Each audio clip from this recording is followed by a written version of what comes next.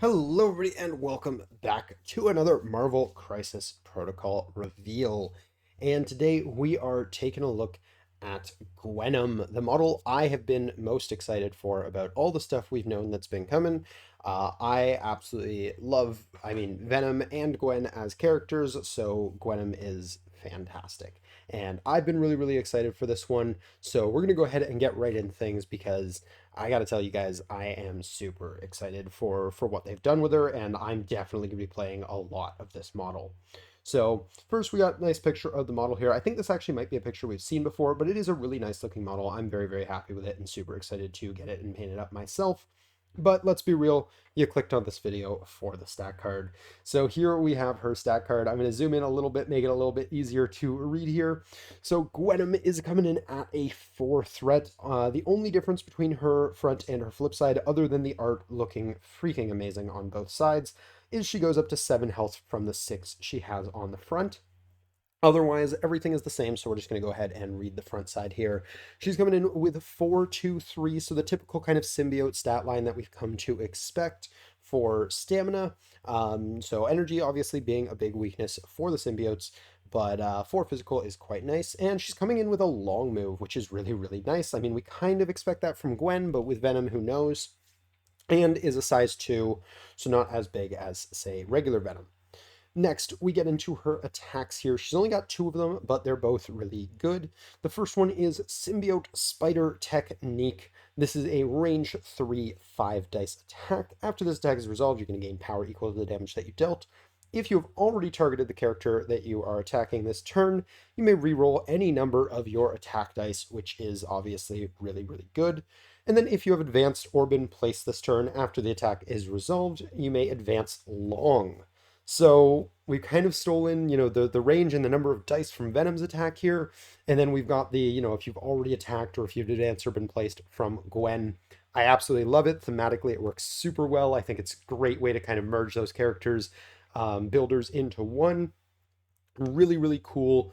It gives you tons of mobility, means she's going to be good in a lot of the same places that Gwen is good. I'm already thinking about places like Midnight Suns for that long advance.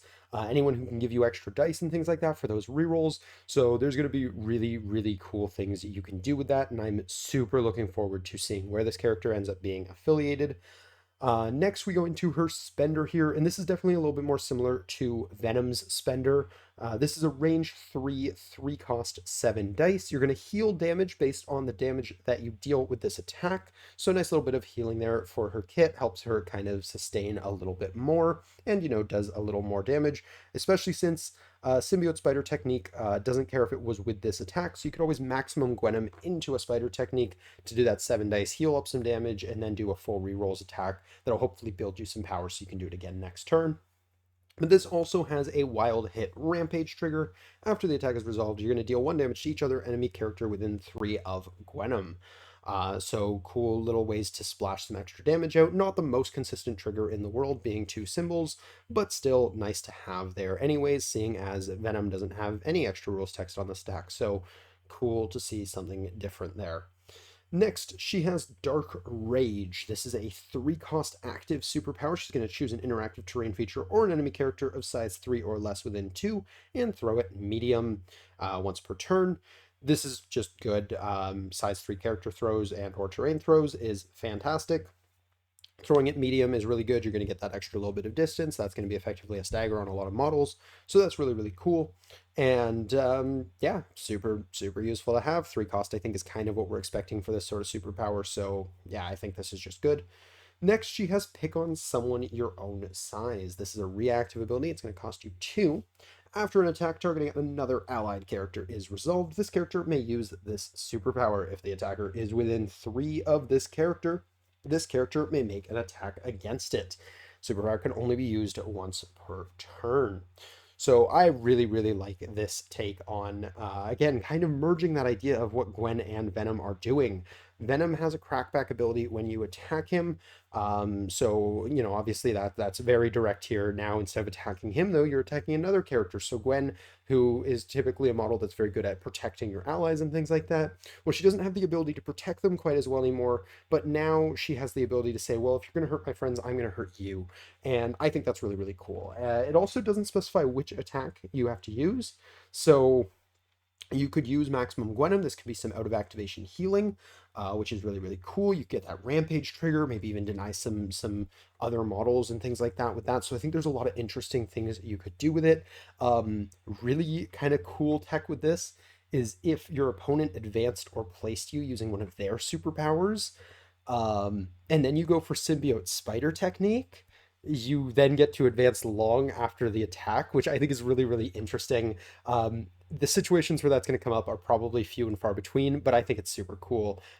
So yeah, just kind of worth acknowledging there. Or even if you like escort to safety, Gwenom, I don't know if that's a push or an advance, but something like that could be really, really neat. Personally, I'm already thinking about her for my own Avengers list where I have bodyguards, so I can, bodyguard the like energy attacks coming at Gwen and then hit you back for it. And it's only going to cost her 1 power there. I'm really, really excited for this model, if you couldn't tell. Next, she has two relatively standard superpowers. We have Spider Sense when she's defending against a physical or energy attack or making a dodge roll. She can reroll up to 2 of her defense or dodge dice.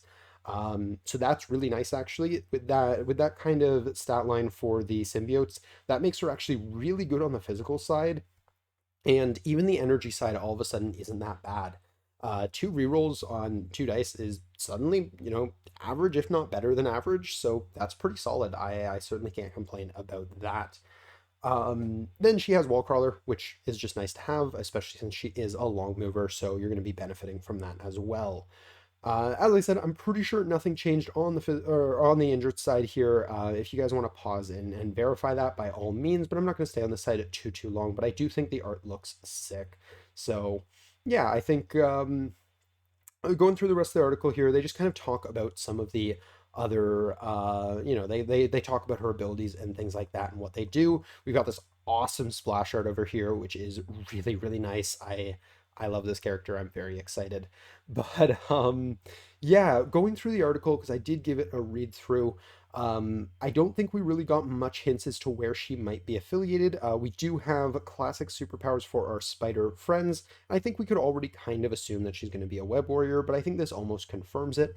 So most likely a web warrior, even here a web head staple. So yeah, we can probably safely assume she's a web warrior. The other one that kind of got me thinking she might be somewhere else is this part here, talking about like how she, when she got the symbiote and how that worked for her. No one in the underworld of New York is safe from this quick moving, hard hitting, and voracious being. Now, personally, to me, that kind of screams Defenders a little bit with the direction they've chosen to take Defenders with the new Daredevil leadership and all that. Um, Defenders kind of strikes me as the Defenders of New York in MCP, and then you've got Doctor Strange's Defenders too for the more comic accurate version. But that kind of pokes Defenders for me, and I think that would be a really interesting place for her. I certainly think she could get a lot of value out of something like Daredevil's leadership. So I think that would be really interesting, and it would be cool to see her affiliated there.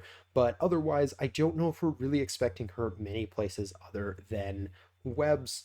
But I'm definitely looking forward to seeing where she is affiliated and more so where I think she's going to end up being a good splash. I've already kind of mentioned Midnight Suns, and personally, I'm going to be trying her out in Steve Rogers' Avengers because I think she can potentially be really good in both of those places, which really makes me happy because I like both of those affiliations a lot and I really wanted an excuse to run this model. I think you might have a hard time squeezing her into Web Warriors rosters. I think if you're playing a more attrition-y Web Warriors team where you're kind of going for a little bit more brawly, a little bit more violence, she's really, really good for that. I think she's a great model for that sort of game plan. However, she is Gwen Stacy, so it means you can't bring 3-threat Gwen with her. So you're really going to have to make that choice of what kind of game you're playing, because I think Gwen is still very much a core piece of a standard Web Warriors roster. So sacrificing 3-threat Gwen for Gwenom is a big deal since Gwenom doesn't quite do the same things she does. They have some similar abilities, which is cool, but she doesn't fill that role with the lifesaver and the web lines and things like that. So something to keep in mind when building rosters with her and just deciding what you're bringing against your opponent is kind of which game plan, which Gwen fits your game plan more in that case. But I do think there's an argument to have both in a roster and kind of look at the board and say, okay, this is going to be a brawly game. We're going to be fighting it out. And this Gwen, I think, is definitely going to hit harder and be a little better for that sort of game. So yeah, I think there's a lot of value here. And despite the two energy defense, I think with the rerolls, this Gwen is definitely tankier in almost every way than the other Gwen as well, which she should be because she is a 4 threat. So I think there's a lot of things to love about this new Gwen, and I'm really, really excited to put her on the table. Genuinely can't wait. I might be going out of my way to try and get a 3D print and start playing with this model as soon as humanly possible because yeah, I don't want to wait. This is really exciting for me. But that is just about all I have to say on the character right now until I get a chance to actually play around with it a little bit more. Maybe I'll have some more in-depth thoughts in the future in a character spotlight or something like that. But I hope you guys enjoyed. Hopefully you guys are as excited for Gwenom as I am. Let me know down below where you think she's going to work really well, who you might be interested in running with her, and if you're excited for Gwenom as well, because obviously, I hope you guys are. I really looking forward to this character. So that is going to do it for this reveal breakdown. I hope you guys enjoyed. If you did, please do drop a like down below. Subscribe if you're new to the channel. We do character spotlights and things like that every week. And we also are starting to cover some more of these reveals. So you're interested in either of those things, we do those. And then we also have battle reports on the weekends. So if you like any of those things, feel free to join on in. But that's going to do it for this one. So have a great day, everybody. Until next time, peace.